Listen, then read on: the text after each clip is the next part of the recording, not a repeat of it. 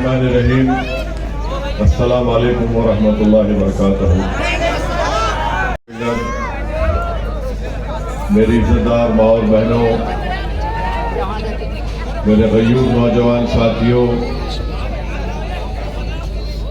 शहनशीन व मंच पर तशरीफ फरमा व बैठे हुए तमाम मजलिस के कायदीन अराकीन, मोहतरम जनाब इम्तियाज जलील साहब, रुकने पार्लिमान, वो उम्मीदवार औरंगाबाद, वो सदर महाराष्ट्र मजलिस इत्तेहादुल मुस्लिमीन, मोहतरम जनाब मौलाना महफूजुर रहमान साहब, जनाब नासिर सिद्दीकी साहब, फिरोज खां साहब, आरिफ हुसैनी साहब, अयूब जागीरदार साहब, कुनाल साहब, अज्जू भाई साहब, इरशाद हाजी साहब, फातिमा फिरदौस, खिजर पटेल साहब और पूना से तशरीफ लाए मोहतरम जनाब अनीस साहब, अजीज़ान मिल्लत, मैं आपके दरमियान में खड़े होकर अपनी बात रखते हुए बड़ा फख्र और खुशी महसूस करता हूं कि रोज सरजमीन के गयूर अवाम के दरमियान में खड़े होकर अपनी बात को कर रहा हूं, जिन्होंने 2019 में औरंगाबाद की इस तारीखी सरजमीन से मजलिस इत्तेहादुल मुस्लिमीन के उम्मीदवार मोहतरम इम्तियाज जलील साहब को अपना रुकने पार्लिमान मुंतखब किया और मजलिस इत्तेहादुल मुस्लिमीन को दूसरा रुकने पार्लिमान अगर कहीं से मिला, कामयाबी मिली तो औरंगाबाद की सरजमीन की आवाम की बदौलत मिली। मैं आपका हमेशा शुक्रगुजार रहूंगा। मेरे पास अल्फाज नहीं है कि मैं कैसे अपने रब्बे करीम का शुक्र अदा करूं, और शायद मैं हर सांस में भी उसका शुक्र अदा करूं तो कम पड़ जाएगा। मेरे पास वो अल्फाज भी नहीं है कि मैं औरंगाबाद की आवाम को कैसे उनका शुक्रिया अदा करूं। मगर एक बात मैंने पहले भी कही थी और आज भी कह रहा हूं कि यकीनन मेरी पैदाइश सरजमीन हैदराबाद में हुई, और अगर अल्लाह ने ये चाहा और अल्लाह ने फैसला किया तो मेरी नीयत यह है कि मेरी जिंदगी का आखिरी सफर इन औरंगाबाद के गयूर नौजवानों के कंधों से गुजरे, और मुझे खबर की एक छोटी सी जगह यहीं औरंगाबाद में कहीं पर मिल जाए। मेरे अजीज दोस्तों और बुजुर्गों, आपने तारीख बनाई है, आप नहीं मालूम आपने क्या, जो जमाना नहीं समझ सका वो काम आपने कर दिया। अल्लाह आप तमाम को सलामत रखे, अल्लाह आपके जज्बे को सलामत रखे, इस शहर में बसने वाले तमाम अवाम को अल्लाह नजर बद से बचा कर रखे, अल्लाह यहाँ के बच्चों की मासूमियत को बरकरार रखे। और मैं अल्लाह से ही दुआ करता हूँ कि आपका जज्बा हमेशा सलामत रहे, क्योंकि यही जज्बा था, यही दीवानगी थी, आपका इरादा था कि आपने अपने मंजिल मकसूद को पा लिया। जमाना पुकार पुकार कर कह रहा था कि इम्तियाज जलील कामयाब नहीं होगा। बड़े बड़े अक्लमंद लोग, तज्जिया निगार, सियासी एक्सपर्ट, एनालिस्ट ये कह रहे थे ये जज्बाती लोग हैं, ये सिर्फ नारे लगाते हैं मगर कामयाबी इनके कदम को नहीं चूमेगी। मगर अक्लमंद लोग जो ये लिख रहे थे, तज्जिया निगार जो ये बोल रहे थे, वो हरगिज इंसानों की तारीख से वाकिफ नहीं है। वही कौम को अपनी कामयाबी मिलती है, वही कौम मंजिल मकसूद को पा लेती है। अक्लमंदों को कामयाबी नहीं मिलती। तारीख बताती है कि जिद्दी और दीवाने लोगों को कामयाबी मिल जाती है। और औरंगाबाद की सरजमीन पर बसने वाले लोग न सिर्फ जिद्दी हैं, बल्कि वो अपनी मंजिल मकसूद को पाने वाले लोग हैं। दीवानगी उनके पास उस हद तक है कि अगर वो किस बात का इरादा कर लेती है तो उसको हासिल करके रहती है। मैं आपको मुबारकबाद देता हूं और आपसे अपील कर रहा हूं कि 30 साल के अंधेरे के बाद 30 साल के अंधेरे के बाद आपने एक चिराग को रोशन किया। मेरे भाई, ये इम्तियाज जलील को आपने कामयाब नहीं किया, आपने 30 साल के अंधेरे को खत्म किया। आपने सिर्फ औरंगाबाद के अंधेरे को खत्म नहीं किया, आपने महाराष्ट्र के उस 30 साल के अंधेरे को खत्म किया। आपने एक चिराग नहीं जलाया, बल्कि आपने लाखों चिरागों को जलाया।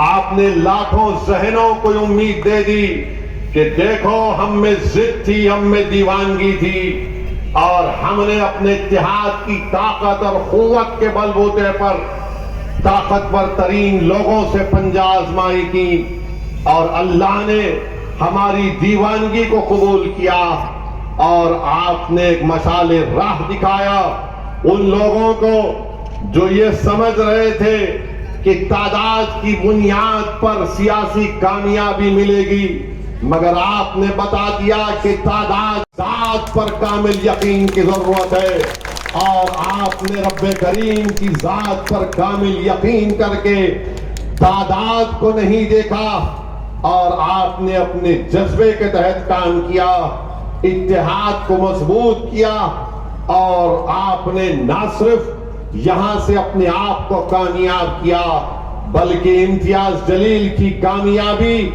इंसाफ की कामयाबी है। इम्तियाज जलील की कामयाबी सामाजिक न्याय की कामयाबी है। औरंगाबाद की आवाम, तुमको लाखों सलाम।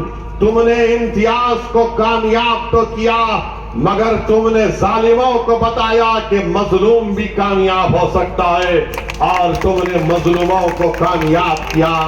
औरंगाबाद की आवाम, तुमको लाखों सलाम कि तुमने सिर्फ इम्तियाज जलील को कामयाब नहीं किया, तुमने उन लोग मासूमों को जो पिसे जा रहे थे, जो दबाए जा रहे थे, तुमने उन लोगों के मुंह पर एक तमाचा मारा जो अपनी जबान से हमको जलील और रुसवा करने की कोशिशें करते थे। हमने उनको बता दिया कि तुमने हमको क्या क्या नहीं कहा, तुमने हमको रुसवा किया, मगर एक वक्त आया और आपने बता दिया कि हम और इस जिल्लत को बर्दाश्त नहीं करेंगे और आपने इत्तेहाद को मजबूत किया और यहां से आपने इम्तियाज जलील को कामयाब और कामरान किया। ये इम्तियाज जलील की इनफरादी कामयाबी नहीं, यह आप तमाम की इज्तिमाइयत की कामयाबी है। ये एक शख्स की कामयाबी नहीं है, ये आपके सियासी शऊर की कामयाबी है। ये एक शख्स की कामयाबी, एक जमात की कामयाबी नहीं, बल्कि औरंगाबाद शहर में बसने वाले, एक एक घर में रहने वाली हमारी मां और बहनों की दुआओं की कामयाबी है। मेरे अजीज दोस्तों और बुजुर्गों, इसीलिए मैं आपको मुबारकबाद भी देता हूं और आपको बताना चाह रहा हूं कि इस कामयाबी के सफर को हमको जारी और सारी रखना है। जो हमने कामयाबी हासिल की, पहले से ज्यादा तादाद में, पहले से ज्यादा अक्सरियत से हमको दोबारा इंशाअल्लाह ताला अपने सियासी सफर को जारी और सारी रखना पड़ेगा और इम्तियाज जलील को यहां से पहले से ज्यादा अक्सरियत से कामयाब करना पड़ेगा। मुझे यकीन है कि इस बार भी पहले से ज्यादा आप लोग अपने इत्तेहाद को मजबूत करेंगे। यकीनन आपको शिकायत हो सकती है असदुद्दीन ओवैसी से और इम्तियाज जलील से। अगर आपकी शिकायत बहुत ज्यादा है तो आप मुझे फोन करके बता दो, मैं 5 और 6 तारीख को दोबारा आने वाला हूं। मैं तुम्हारे घर पर झोली फैलाकर तुमसे माफी की भीख मांगने को तैयार हूं। मगर याद रखो, अगर तुमको मुझसे या इम्तियाज जलील से शिकायत है तो थोड़ी देर के लिए दरगुजर कर दो। हमारी कोई अहमियत नहीं है, औरंगाबाद की अहमियत ज्यादा है, औरंगाबाद की तारीख की अहमियत ज्यादा है। अगर तुम समझते हो कि असदुद्दीन ओवैसी को मैं घर को बुलाकर उसको कुछ कह दूंगा तो मैं तैयार हूं मेरे भाई, अरे मैं हर चीज के लिए तैयार हूं। याद रखो, मैं आपके लिए अपने के खून को बहाने के लिए तैयार हूं। दुश्मनों ने मेरी जान लेने की कोशिश की, मगर अल्हम्दुलिल्लाह अल्लाह ने मेरे हौसले और अज़म में कमी पैदा नहीं की। जालिमों ने 6 फीट के फासले से मेरी गाड़ियों पर गोलियां चला दी, मगर अल्लाह ने मेरे दिल को इत्मीनान दिया, क्योंकि मैं जानता हूं कि एक दिन मैं मरूंगा, इस दुनिया से चला जाऊंगा। मगर मैं पैगाम दे रहा हूं जालिमों को, मैं पैगाम दे रहा हूं फिरका परस्तों को, जो ताकत के बलबूते पर ये इक़दाम करते हैं कि हम खत्म कर देंगे। याद रखो, मैं कोई मुर्गी का बच्चा नहीं हूं कि मैं मर जाऊंगा तो कुछ सब चीज खत्म हो जाएगा। अरे असदुद्दीन ओवैसी को अल्लाह ने जिंदा रखा, अल्लाह ने अपने नबी करीम सल्लल्लाहु अलैहि वसल्लम के सदक़े तुफ़ैल में असदुद्दीन ओवैसी को कुछ सलाहियतें नवाजा। मैं मर जाऊंगा, मगर ये जो हजारों का मजमा देख रहा हूं, मुझे यकीन है कि इंशाअल्लाह ताला तुम और तुम्हारी नस्ल असदुद्दीन ओवैसी के पैगाम को लेकर आगे बढ़ेंगी। याद रखो, मैं मर जाऊंगा तो खुश नहीं होगा, हाँ मैं उस वक्त मर जाऊंगा जब तुम मेरे पैगाम को, मेरी जमात के पैगाम को, अपने इत्तेहाद को, मैं यकीनन उस वक्त मर जाऊंगा जब तुम्हारे दिलों से जज्बा खत्म हो जाएगा। मैं यकीनन उस वक्त मर जाऊंगा जब तुम में जिद्दोजहद करने की सलाहियत खत्म हो जाएगी। यकीनन मैं उस वक्त मर जाऊंगा जब तुम जालिमों का जवाब इत्तेहाद से नहीं दोगे। अरे हम जिंदा कौम हैं, हम जिंदा रहने वाले हैं। जब तक हम जिंदा है दुनिया जिंदा रहेगी, जब हम नहीं तो दुनिया भी नहीं रहेगी। यह हमको हमारे बड़े बुजुर्गों ने बताया। तो मेरे अजीज दोस्तों और बुजुर्गों, अपने इत्तेहाद को, अपने जज्बे को सलामत रखो। ये एक पहला कदम हमने 2019 में उठाया, अब हमको आगे बढ़ना है और आगे बढ़ते जाना है। आप जानते हैं इम्तियाज जलील कामयाब हुए, आदर्श का स्कैम हुआ, इम्तियाज जलील ने गरीबों को इंसाफ दिलाने के लिए आगे बढ़ा। इम्तियाज जलील एक डॉक्टर का बेटा है। जब अस्पताल में गबन हो रहा था तो इम्तियाज जलील ने हाई कोर्ट में पीआईएल डालकर खुद कोर्ट के सामने जाकर खड़ा हो गया। आज आपके एमपी की नुमाइंदगी की वजह से एक 200 बेड का जीएम मेमोरियल अस्पताल बनने जा रहा है। वो गरीबों को उससे फायदा होगा। जो गरीब और मजलूम होगा इंशाअल्लाह दवाखाना बनने के बाद उसको फायदा मिलेगा। आप जानते हैं कि संग्राम नगर का रेलवे फ्लाईओवर ब्रिज औरंगाबाद में बन रहा है इम्तियाज जलील की नुमाइंदगी पर। वहीं पर बाबा साहब अंबेडकर मराठवाड़ा विद्यापीठ यूनिवर्सिटी को 100 करोड़ रुपये अगर मिले, उसमें इम्तियाज जलील की नुमाइंदगी बहुत बड़ा रोल उसमें था। अगर आज आप देखते हैं कि आपका दवाखाना प्राइवेट लोगों को दिया जा रहा था, इम्तियाज जलील खड़े हो गया और कहा कि गवर्नमेंट का पैसा है, नाना की दुकान पे मामू की फातिहा होने नहीं दूंगा मैं, और इम्तियाज जलील ने उसको रुकवा दिया। मेरे अजीज दोस्तों और बुजुर्गों, ये इम्तियाज जलील के छोटे से कारनामे आपके सामने बयान कर रहा हूं। और फिर आप जानते हैं कि औरंगाबाद म्युनिसिपल कॉर्पोरेशन में डॉक्टर बाबा साहब अंबेडकर मराठवाड़ा विद्यापीठ में ऐसे कई मुलाजिमीन को उनके हुकूक इम्तियाज जलील की नुमाइंदगी पर मिले हैं। तो मेरी आपसे गुजारिश है, हाँ एमपी फंड से भी कई काम इम्तियाज जलील साहब ने करवाए हैं, हाँ यकीनन और भी काम करवाना बाकी है। मैं आपसे वादा कर रहा हूं कि इंशाअल्लाह ताला बहुत से काम अभी ज़ेरे तकमील है।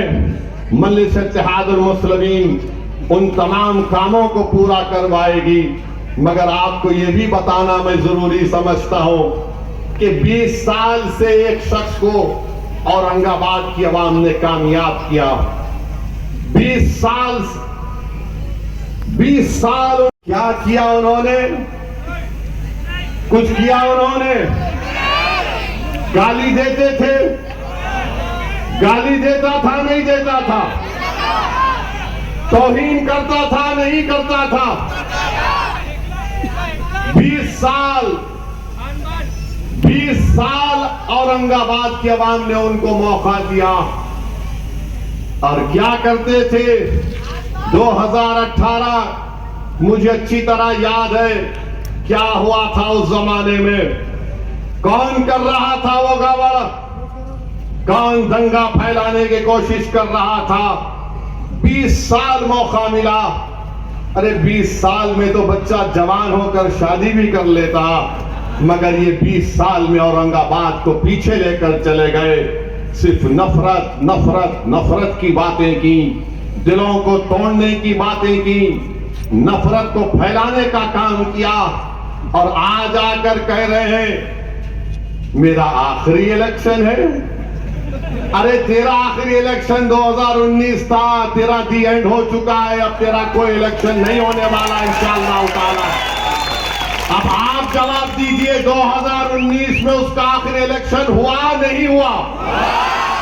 2019 में उसका आखिरी इलेक्शन हुआ नहीं हुआ? अब किसका इलेक्शन होगा? किसका इलेक्शन होगा? आवाज इतनी आनी चाहिए कि शिंदे भी हिल जाए, फडणवीस भी उठ जाए और मोदी दिल्ली में जाग जाए। इलेक्शन किसका होगा? नहीं, जोर से लगा, इलेक्शन किसका होगा? गलत बोल रहे, इलेक्शन आपका होगा। इलेक्शन तुम्हारे इत्तेहाद का होगा। इलेक्शन तुम्हारे सियासी शऊर का होगा। इलेक्शन जालिमों को खत्म करने के लिए होगा। तो आप बोले इलेक्शन किसका होगा? इलेक्शन इत्तेहाद का होगा। ये होगा इलेक्शन। अब इलेक्शन होगा इंशाअल्लाह ताला। अब 20 साल से क्या बोलते थे लोग? क्या बोलते थे लोग? खान खान। अब इनका निशान क्या है? ज्यादा फेंकम फाक करे तो ऐसी होता है, कुदरत का निजाम है। हर इलेक्शन में खान बान कल कुदरत भी बोली अब ले चले गया, सब चले गया। मशाल इनके हाथ में आ गया, मगर मशाल से भी होशियार रहना, मशाल से भी होशियार रहना। मशाल में आग है। हम क्या बोलते? रब्बना आतैना फिद दुनिया हसनतो व फिल आखिरति हसनतो व क़िना अज़ाबन नार। तो ये आग को खत्म करना। ये मशाल लेके आ रहे हैं, ये आग है, ये आग से घरों को जलाना चाहते हैं। इनका रिकॉर्ड है, श्री कृष्णा कमीशन की रिपोर्ट है। तो आग को हम बुझाएंगे। कैसा बुझाएंगे? वोट देकर। हम आग को अपने इत्तेहाद से बुझाएंगे। जो लोग औरंगाबाद में आग लगाना चाहते हैं, हम अपने इत्तेहाद से आग को बुझाएंगे। जो लोग आग लेकर आ रहे हैं इंशाअल्लाह ताला, हम रात के अंधेरे में उठकर अल्लाह के खौफ और उम्मीद में अपनी आंख से आंसू बहाएंगे और अहले दिल की आंसुओं से अल्लाह इन जालिमों की आग को खंडक में तब्दील कर देगा इंशाअल्लाह ताला। आग लेकर आ रहे हैं, आप याद रखिए। और ये बोलता है ये शख्स कि हम इतने 1000 करोड़ रुपये ले लिए। अरे जरा तो शर्म रखो। तुम्हारी जिंदगी शुरू हुई बीजेपी में, तुम बीजेपी के साथ इलेक्शन जीते। अरे तुम तो वो हो, अगर कल मोदी तुम्हारे को देख के खाली मुस्कुराया तो तुम औरंगाबाद को बेचने तैयार हो जाओगे। अगर मोदी तुम्हारे तरफ देखा खाली मुस्कुरा के, कैसा है तू, और सर ले लो औरंगाबाद। तेरी मुस्कुराहट में सब कुर्बान। ये तो वो है, मगर एक काम तो आपने किया, मैं आपको मुबारकबाद देता हूं। आपने इस शख्स को मजबूर कर दिया बोलने के लिए। क्या अब जब एरिया में आ रहा है, ए मुसलमान, ए भाई, ए सिख ईसाई, सब भाई भाई, 20 साल तक लड़ाते थे, मगर औरंगाबाद की आवाम ने जमहूरी तरीके से शिकस्त देकर इनको भी इम्तियाज जलील के नक्शे कदम पर चलने पर मजबूर कर दिया। मैं आपका शुक्रिया अदा करता हूं कि आपने इस शख्स को यह कहने पर मजबूर कर दिया कि सेकुलरिज्म जिंदाबाद, सेकुलरिज्म जिंदाबाद। आपने इस शख्स को कहने पर मजबूर कर दिया कि हिंदू, मुसलमान, सिख, ईसाई, दलित सब लोगों के मिलकर रहना चाहिए। मगर याद रखिए, 20 साल क्या क्या हमने, हमारे बुजुर्गों ने नहीं सहा। और एक अहम बात मैं आपको अर्ज करना चाह रहा हूं। इम्तियाज जलील ने कहा कि 30 साल के अंधेरे के बाद आपके इत्तेहाद ने और सियासी शऊर ने हमको कामयाबी दिलाई। आपने महाराष्ट्र में अपनी एक सियासी क़यादत को खड़ा कर दिया। आपने अपने इत्तेहाद और सियासी शऊर की बुनियाद पर अब ये लोग मुकाबले के लिए आ रहे हैं। 2 शिवसेना, 2 राष्ट्रवादी, 1 बीजेपी एंड हाफ कांग्रेस, ये पूरे आ रहे हैं इम्तियाज जलील की कामयाबी को रोकने के लिए। मगर मुझे यकीन है कि 2 शिवसेना, 2 राष्ट्रवादी, 1 BJP and half Congress, Aurangabad की आवाम एक नान कालिया खा के ठहर गए तो पूरे के पूरे गायब इंशाअल्लाह ताला। मुझे यकीन है, भरोसा है आपके इत्तेहाद पर। एक मर्द से मुकाबला करने के लिए दो शिवसेना, 2 राष्ट्रवादी, 1 बीजेपी और हाफ कांग्रेस, 5.5 लोग मिलकर इम्तियाज जलील से मुकाबला करने के लिए आ रहे हैं। वो ये गलत समझ रहे हैं कि इम्तियाज जलील अकेला है। इम्तियाज जलील के साथ लाखों की तादाद में औरंगाबाद की आवाम है। इम्तियाज जलील अकेला नहीं, इम्तियाज जलील के साथ लाखों की तादाद में मुसलमान है, लाखों की तादाद में दलित है, आदिवासी है, और हमारे दंगर समाज के लोग हैं, बंजारा समाज के लोग हैं। लाखों की तादाद में वो औरंगाबाद की आवाम है जो औरंगाबाद में अमन को पसंद करती है। लाखों की तादाद में वो आवाम है जो औरंगाबाद में गुंडागर्दी को पसंद नहीं करती है। तो आ जाओ, कितने आते आ जाओ, 5.5 नहीं बल्कि कितना लश्कर लाते ला लो, इंशाअल्लाह ताला कामयाबी यकीनी है। क्योंकि एक बार जब सियासी शऊर बेदार हो जाता है तो आप उस सियासी शऊर को खत्म नहीं कर पाएंगे। इम्तियाज जलील ने अपने 5 साल के वक्फे में एक बयान मुझे दिखा दो कि इम्तियाज जलील ने किसी का दिल तोड़ने वाली बात की। एक बयान दिखा दो कि इम्तियाज जलील ने किसी समुदाय के खिलाफ कुछ बात कही। अरे एक बयान दिखा दो कि इम्तियाज जलील ने नफरतों की दीवारों को इजाफा किया। यकीनन इम्तियाज जलील मुसलमान है, हम फक्र से कहते हैं मुसलमान है, मगर मुसलमान नफरतों को नहीं फैलाता।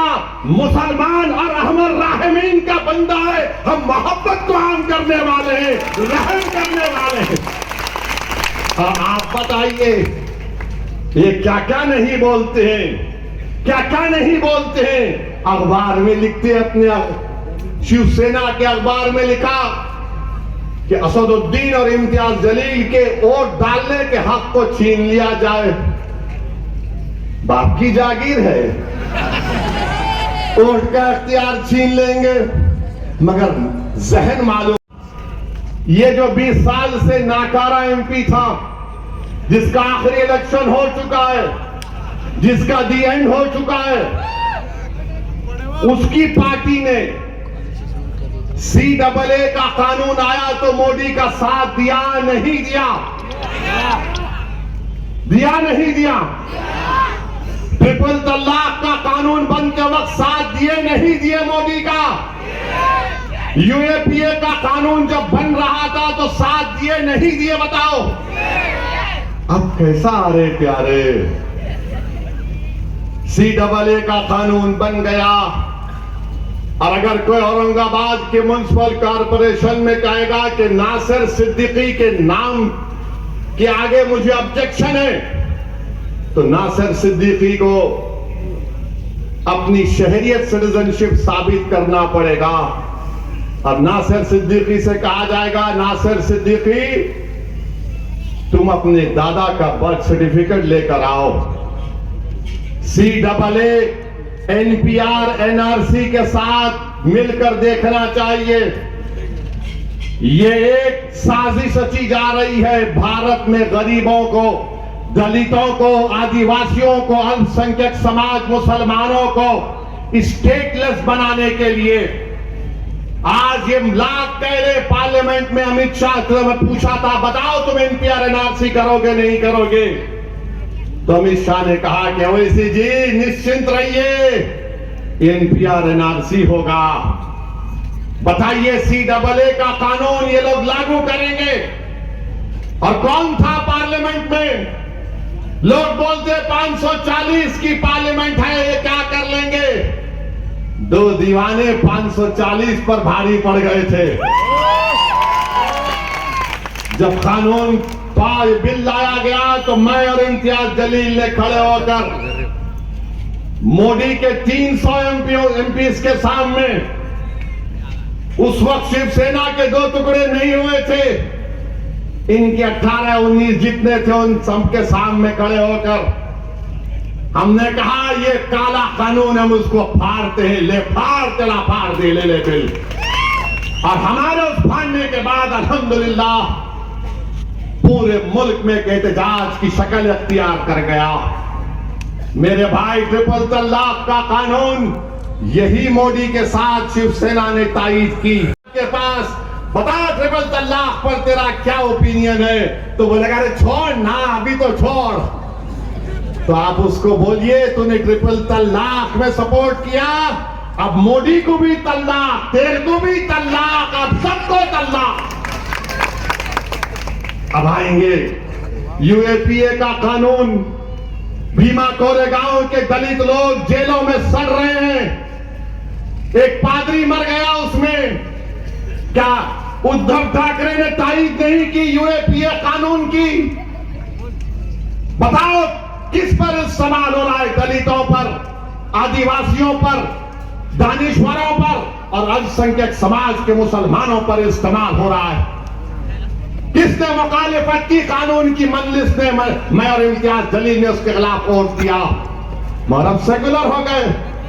मेरे भाई याद रखो, आपने 30 साल के बाद अपने इत्तेहाद की ताकत पर, अपने सियासी शऊर की बुनियाद पर आपने यहां से औरंगाबाद पर अपने एमपी को कामयाब किया। दोबारा सोच लीजिए, आपके पास सिर्फ 2 ही रास्ते हैं, या तो हम यरगमाल बन जाए इन जालिमों के, बंदी बन जाए इन लोगों के जो हमको रुसवा करते हैं, या फिर हम आजाद जिंदगी गुजारें अपने एमपी को यहां से कामयाब और कामरान करके। फैसला आपको करना है। मैं आपसे सिर्फ दरखास्त कर सकता हूं, भीख मांग सकता हूं कि आपने जो सियासी सफर शुरू किया उसको रोकिए मत, उसको रोकिए मत। खुदा के लिए इन आने वाली नस्लों को सामने रखिए। कल अगर पार्लियामेंट में मोदी यूनिफॉर्म सिविल कोड का बिल लेकर आएगा तो क्या ये खान बाम बोलने वाला तायीद करेगा या मुखालिफत करेगा? बताओ मुझे। यूनिफॉर्म सिविल कोड लाया जाएगा तो कौन खड़े होकर मुखालिफत करेगा? क्या इम्तियाज जलील करेगा या फिर ये 2 शिवसेना, 2 राष्ट्रवादी और बीजेपी वाले या आदि कांग्रेस करेगी? यूनिफॉर्म सिविल कोड क्या है बताता हूं तुमको चंद मिनट, 1 मिनट में। उत्तराखंड में यूनिफॉर्म सिविल कोड आया, वहां पर यह कहा गया कि मुसलमान निकाह से शादी नहीं कर सकता, स्पेशल मैरिज एक्ट में शादी करना पड़ेगा। उठाकर देख लो, मुसलमान निकाह से शादी नहीं करेगा, स्पेशल मैरिज एक्ट से करेगा। तो फिर दुल्हन का महर क्या होगा? क्या स्पेशल मैरिज एक्ट में महर है? नहीं है।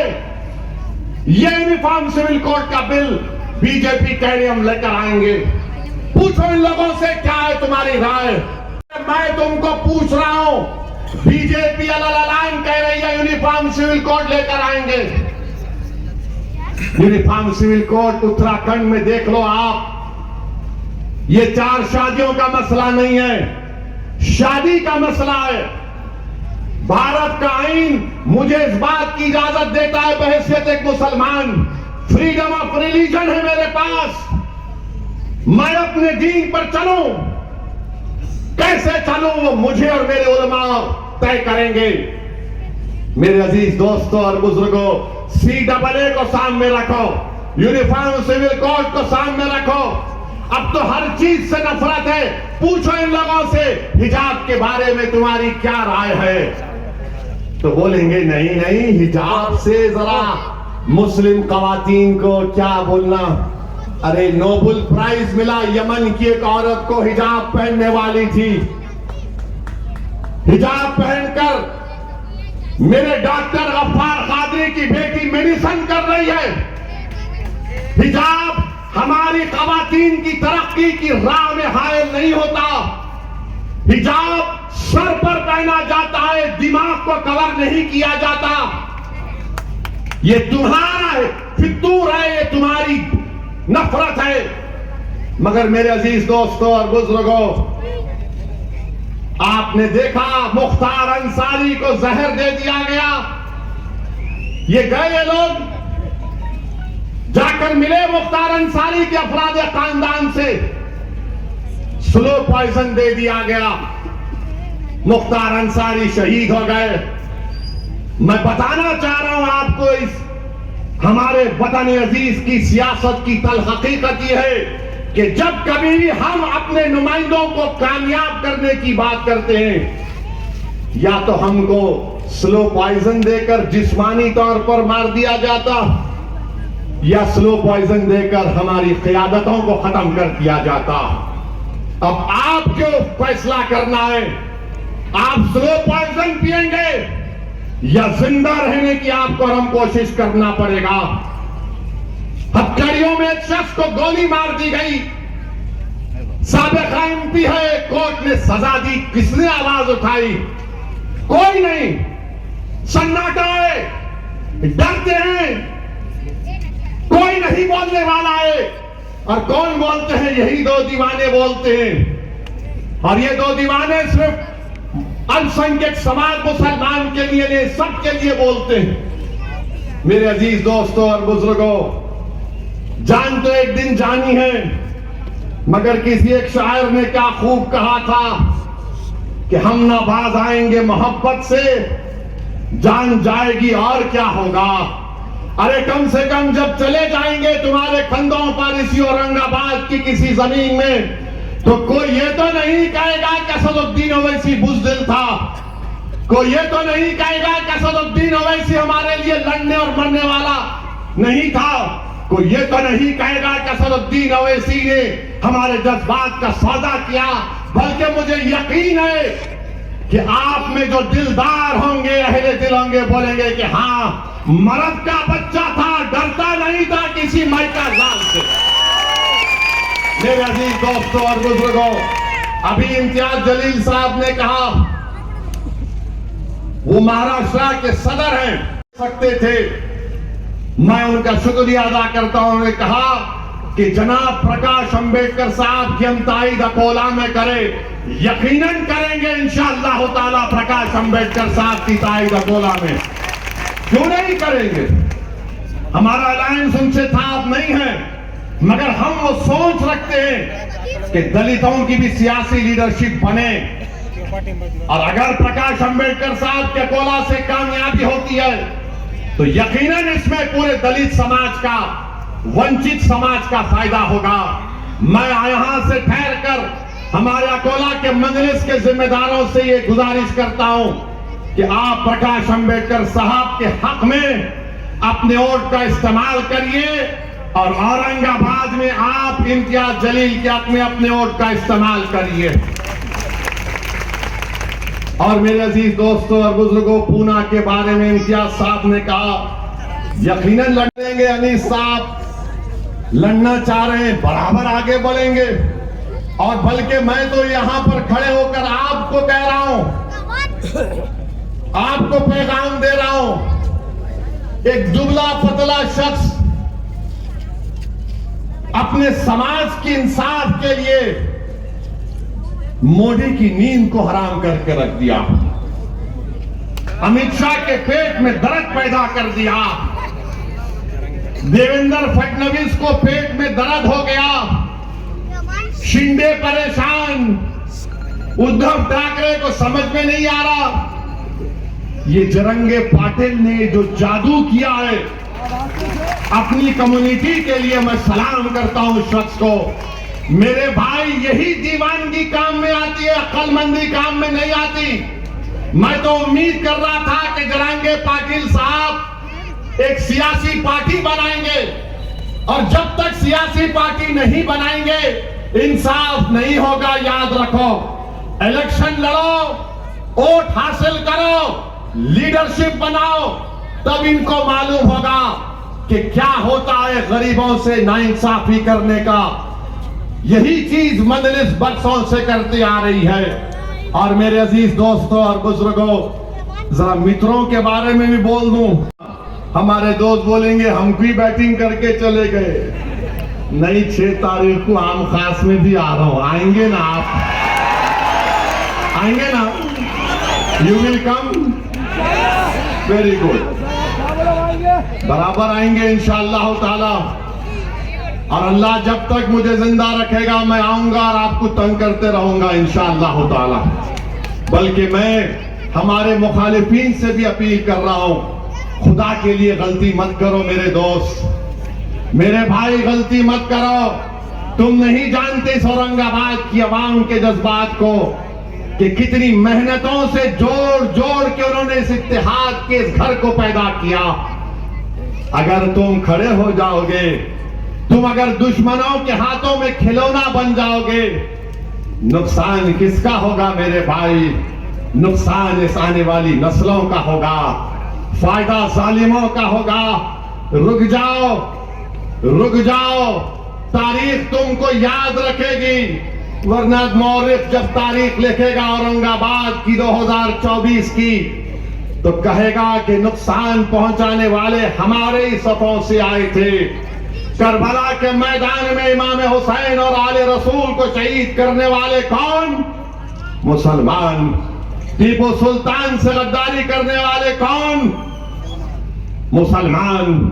सिराजुद्दौला को धोखा देने वाले कौन? तो आप उन लोगों में अपना नाम मत लिखाओ। अगर तुम समझते कि हमसे कोई गलती हुई तो बोलो मेरे को, मैं तुम्हारे घर को आने को तैयार हूं। मगर इसके इत्तेहाद के लिए तुम जालिमों के हाथ में खिलौना मत बनो। मैं तुम्हारे लिए भी दुआ करता हूं और करता रहूंगा।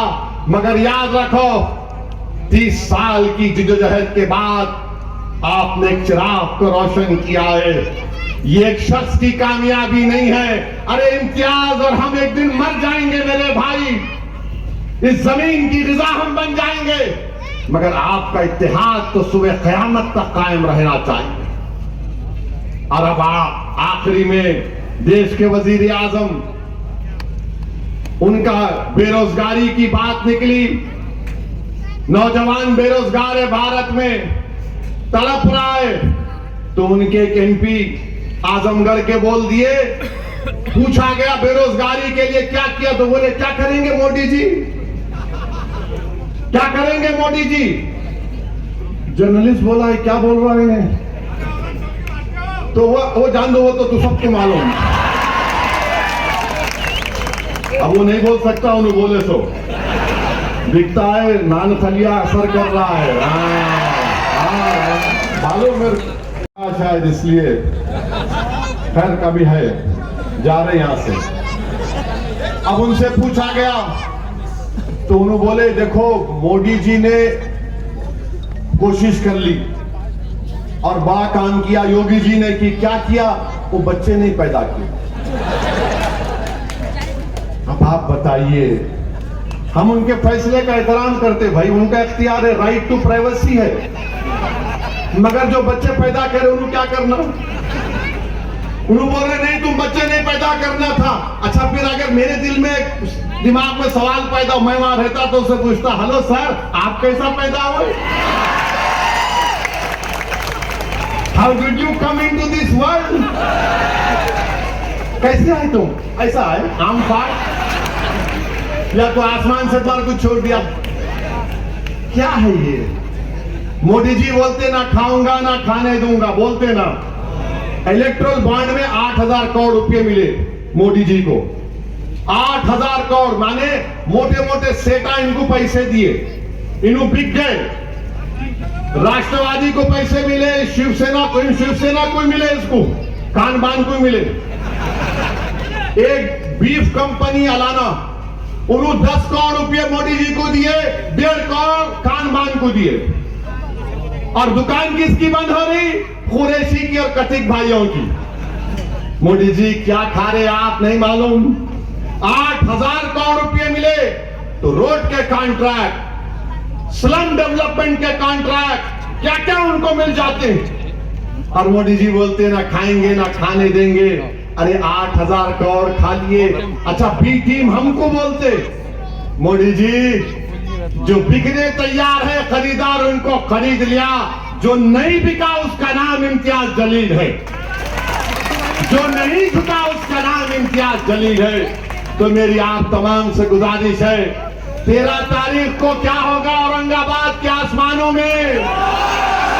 13 तारीख को औरंगाबाद के आसमानों में क्या होगा? क्या हवा में पिलेगी? इत्तेहाद की पतंग होगी, जज्बात की पतंग होगी। मुकम्मल इत्तेहाद और अपने आप में इत्तेफाक पैदा करिए। सलाम अलैकुम।